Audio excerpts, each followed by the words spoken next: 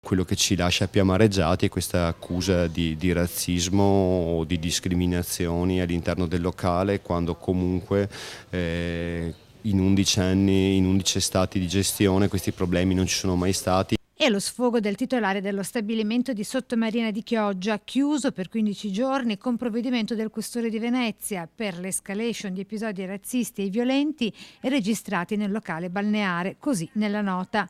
Noi non siamo razzisti, dice oggi, respingendo ogni accusa di intolleranza razziale nei confronti del ventenne di Adria di origine etiope, il titolare dello stabilimento. Anzi, tutt'altro, abbiamo collaboratori e clienti di tutte le etnie e di certo non è il colore della pelle o una nazionalità che fa la differenza. Noi guardiamo semplicemente l'educazione delle persone e i comportamenti all'interno del locale.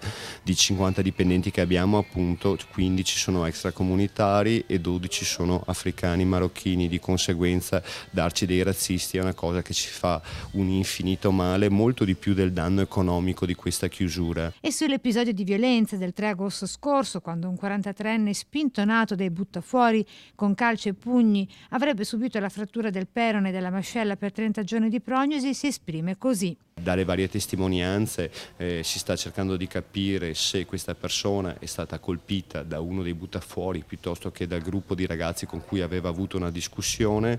Quello che abbiamo potuto fare noi era renderci più collaborativi possibili con il commissariato, fornendo le immagini delle nostre telecamere, le testimonianze di chi era lì in zona, dando i nominativi di tutti i buttafuori. La nostra premura davanti a questo episodio è stato invece di accorrere subito fuori col nostro punto di primo soccorso, che è sempre presente durante ogni evento all'interno del Caio Blanco, a soccorrere questa persona fino all'arrivo dell'autoambulanza. Oggi vediamo dal provvedimento che tra le altre cose questa persona comunque era pregiudicata con innumerevoli reati di offesa pubblico ufficiale, aggressioni, risse, danni pubblici.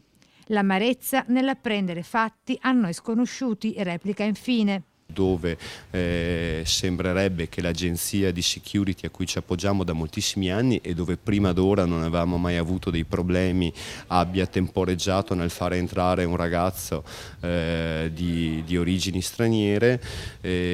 Sinceramente io ho appreso questa cosa in un secondo momento e rimango stupefatto, anche perché comunque quella sera durante l'evento avevamo appunto all'interno avventori di tutte le etnie, perché appunto non è per noi assolutamente, anzi, un problema, ma tutt'altro.